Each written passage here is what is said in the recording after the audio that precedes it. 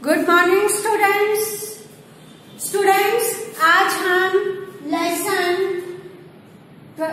22 पढ़ेंगे जिसका शीर्षक भीतरी समृद्धि है।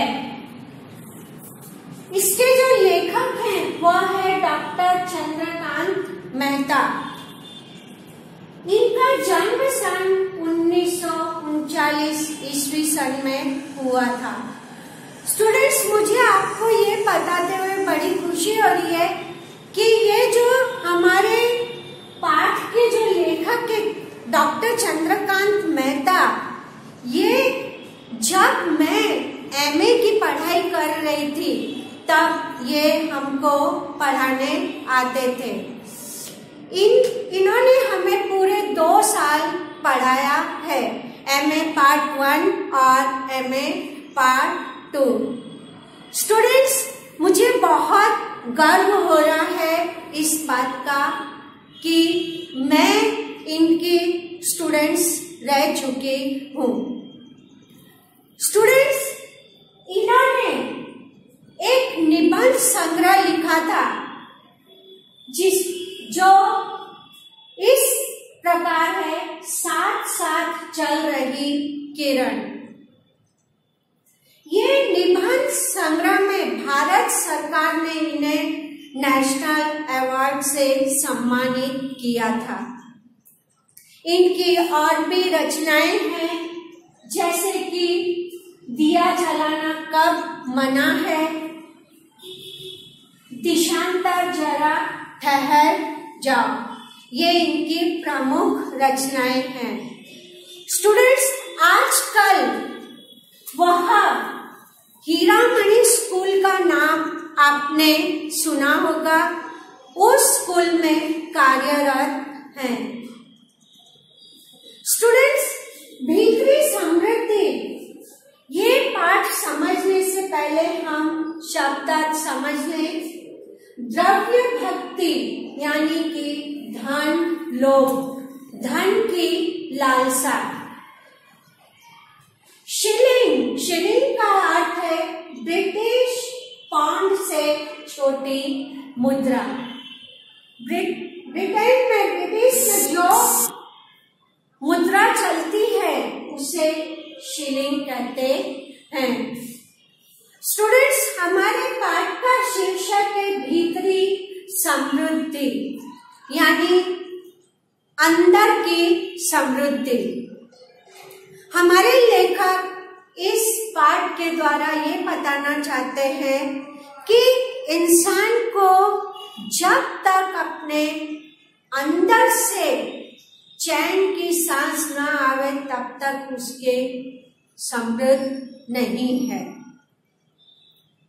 इंसान धन एकत्र करने में लगा हुआ है, जिसके लिए उन्होंने द्रव्य भक्ति शब्द का इस्तेमाल किया है। धन तो इंसान अपनी मेहनत के द्वारा अर्जित करता रहता है।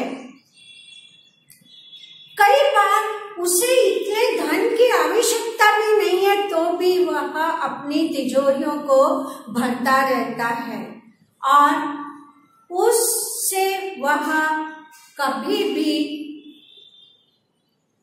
बुझ नहीं सकता है, उसकी प्यास उससे बुझती नहीं है। वह हर दिन और धन चाहिए इसी में लगा रहता है। इससे क्या होता है कि इंसान अपनी जो जिंदगी है वह जी ही नहीं पाता है। वह धन को किस तरह से संभालना है, कैसे रखना है, इसी में लगा रहता है और उसकी जिंदगी निकल जाती है।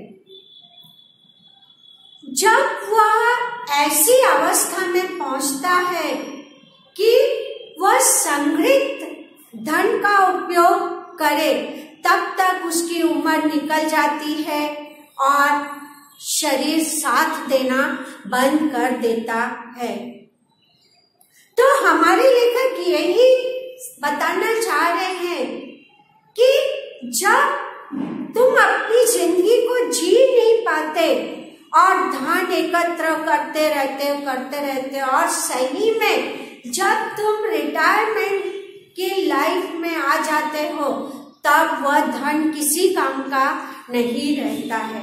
तब चाहकर भी तुम उस धन का उपयोग नहीं कर सकते हो।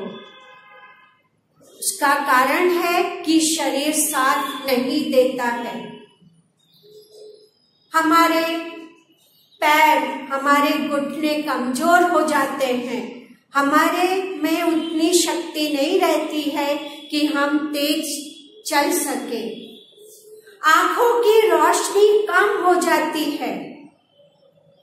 भोजन का स्वाद इसलिए नहीं ले सकते हैं क्योंकि दांत काम करना बंद कर देते हैं, दांत गिर जाते हैं। हमारा शारीरिक बल खत्म हो जाता है। हमारे लेखक यही कहते हैं कि मनुष्य इसी में लगा रहता है कि अमीर हो जाऊं और अमीर, घर में 2-3 गाड़ियां हो, और जब सही में उसका उपयोग करने का समय आता है तब शरीर साथ देना बंद कर देता है। तो भीतरी हमारे अंदर की समृद्धि वह है कि हम धन एकत्र करने के साथ साथ दया भाव भी रखें। हम उदारता रखें, तब हमारे अंदर की भीतरी समृद्धि जो है वह सही में मायने रखती है। धन की आवश्यकता सबको है, लेकिन इस तरह से पागलपन नहीं करना है कि बस और धन और धन और धन। सोना के गहने, सोने चांदी के गहने और भी महंगे रत्नों के गहने लाद कर चले और वह बस दिखावे की वस्तु रह जाती है। इन वस्तुओं का हम इस्तेमाल तो कर लेते हैं, लेकिन क्या ये वस्तुएं हमारे भीतरी अंदर के सुख को चैन से जीने देती है? नहीं। रातों की नींद हराम हो जाती है। धन को रखने में, इधर उधर उसको संभाल कर रखने में, और रात में भी मनुष्य को वही धन दिखाई देता है और उसकी नींद खराब हो जाती है। और नींद नहीं खराब हो तो मनुष्य आराम से सो सकता है, लेकिन धन की लालसा में नींदें खराब हो जाती है। नींद खराब होने के कारण उसका शारीरिक बल धीरे धीरे खत्म होने लग जाता है।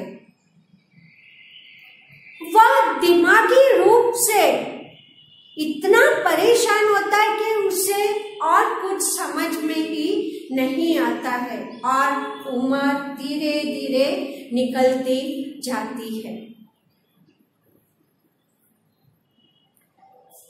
तो हमारे भीतर इसके लिए शांति होनी चाहिए कि धन जरूर कमाओ, लेकिन साथ साथ में हमारे शरीर को भी हमें ठीक रखना है कि जो धन हमने कमाया है उसका हम उपयोग भी कर सकें। ऐसा ना हो कि धन कमाने में उम्र निकल जाए और तुम उस धन का उपयोग भी न कर सको। हमारे लेखक डॉक्टर चंद्रकांत मेहता ने इस कृति, इस पाठ के द्वारा यही बताया है। स्टूडेंट्स, अगले वीडियो मिलने तक आपको इस पाठ के प्रश्न उत्तर करके भेज देने हैं, और आपको कुछ समझ में नहीं आया है तो आप मेरे से पूछ सकते हैं। इसका जो व्याकरण का भाग है वो भी अगर आपको समझ में नहीं आया तो मैं आपको लिखवा दूंगी। धन्यवाद।